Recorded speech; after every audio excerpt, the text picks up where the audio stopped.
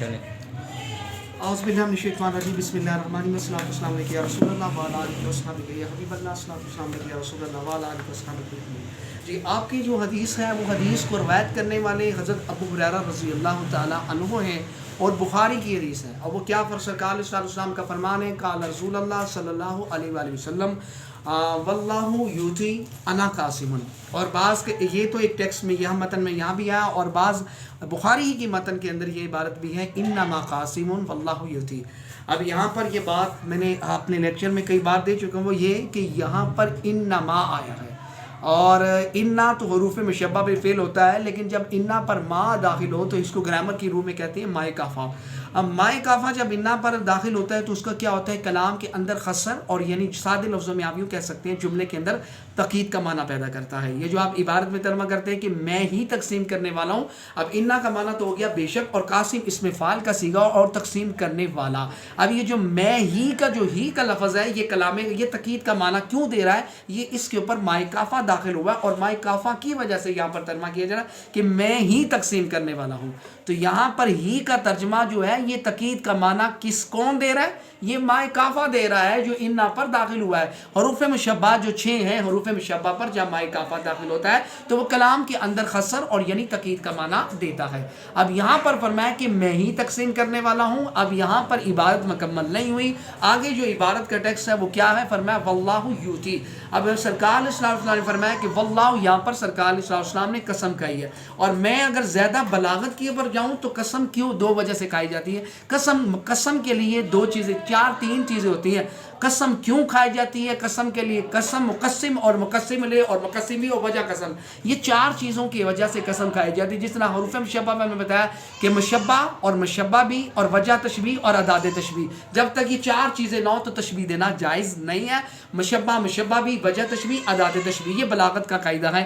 وہ اس کا لیکچر انشاءاللہ کبھی وائٹ بورڈ پر دیں گے اللہ کے حکم سے۔ تو اب یہاں پر جو بتایا گیا واللہ، اللہ کی قسم کھائی جا رہی ہے، اور یہاں پر یوتی آیا۔ اب عبارت جو ہے یوتی، میرا سوال ہے اور میری پوری دنیا میں یہ ویڈیو جا رہی ہے، اب یوتی جو ہے، اب یوتی فعل مضارع کا صیغہ ہے، اور فعل مضارع کا صیغہ، اور فعل مضارع کا صیغہ جو ہوتا ہے اس کے اندر 2 زمانے ہوتے ہیں، حال اور مستقبل۔ فعل مضارع کے اندر یہ صفت اور یہ اس کے اندر کوالٹی ہے کہ وہ 2 زمانوں پر دلالت کرتا ہے، جیسا کہ دارابا فعل ماضی کا صیغہ ہے، اس کا معنی کہ اس نے مارا تھا کسی زمانے میں، اب نہیں، لیکن جب اس کے اوپر حروف عطین داخل کیا، حروف عطین 4 ہیں، الف تا یا، تو اب اس پر یا داخل کیا تو اب بن گیا یضربو، تو اس کا معنی مارتا نہیں ہوگا بلکہ مارتا ہے یا مارے گا، حال اور مستقبل دونوں کا ترجمہ ہوگا۔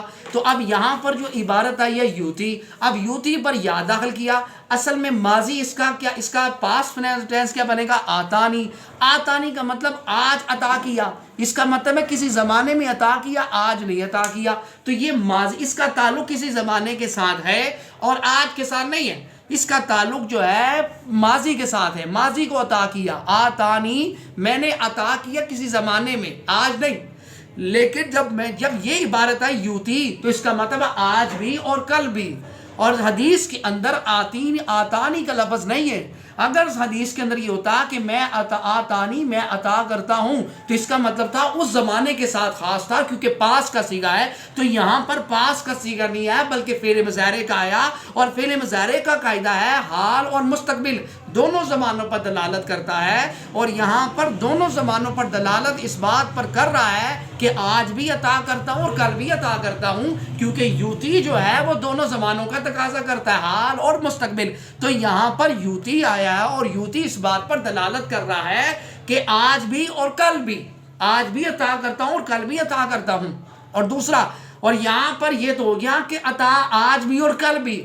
اب میرا ان جو لوگ یہاں پر تلاش کرتے ہیں کہ سرکار کا دائرہ اس زمانے میں تھا، آج نہیں تھا معاذ اللہ، تو پھر میرا یہ سوال ہے، اس تلاش کا مجھے جواب دیں، تو عبارت کے اندر آتا نہیں آتا، تو پھر تو ہم بھی کہتے ہیں کہ اس زمانے کے ساتھ خاص ہے، ماضی کا صیغہ اب نہیں ہے، بات ختم ہو گئی۔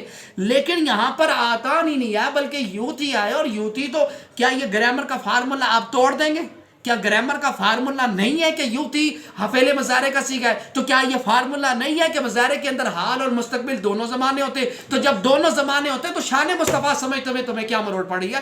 جب حضور کی عظمت پر بات آ رہی ہے تب تمہیں کیا مروڑ پڑا ہے؟ یہ سارے فارمولے کس لیے سمجھے؟ قرآن کو سمجھنے کے لیے۔ تو جس کو سمجھنے کے لیے تم نے یہ فارمولے سمجھے اور جب ان کی شانوں کی بات ہے تو تم تول رہے ہو، یہ کیسا ہے؟ کیسا انصاف ہے؟ اور ان کا تم نے کلمہ پڑھا ہے، یہ بدبختی ہے، یہ حقیقت نہیں ہے، یہ حقیقت پسندی نہیں ہے اور یہ حقیقت میں مبنی نہیں ہے۔ اور دوسرا میں نے یہ کہا کہ یہاں پر عبارت کے اندر تین چیزیں ہوتی ہیں، فعل اور فاعل اور مفعول۔ فعل کا معنی کام کرنا، فاعل کا معنی کام کرنے والا، اور مفعول کا معنی جس پر کام واقع ہو۔ تو عبارت کے اندر تین چیزیں ہوتی ہیں، فعل پلس فاعل اور پلس مفعول۔ تو یہ تینوں چیزوں کے اندر عبارت موجود ہوتی ہے۔ تو پھر اس کے بعد ہم کہتے ہیں کہ فعل فاعل اور جملہ مفعول مل کر جملہ فعلیہ خبریہ۔ لیکن عبارت فاعل سے بھی مکمل ہو جاتی ہے۔ بعض صورتوں میں عبارت کے اندر مفعول نہیں آتا، فعل پلس فاعل۔ اب فعل پلس فاعل ہو کر اب دیکھیں نا سلی، اب سلی فعل اور اس کے اندر انتا ضمیر فاعل، اب فعل اور فاعل مل کر جملہ فعلیہ خبریہ مفعول نہیں ہے۔ تو گویا کبھی مفعول کے بغیر بھی عبارت بن جاتی ہے، لیکن مفعول جہاں نہ آئے وہاں پر بھی نحوی قاعدہ ہے کہ وہ عموم اور خصر کا فائدہ دیتا ہے، وہ تخصیص اور یعنی تقید کا معنی دیتا ہے، عموم کا فائدہ دیتا ہے۔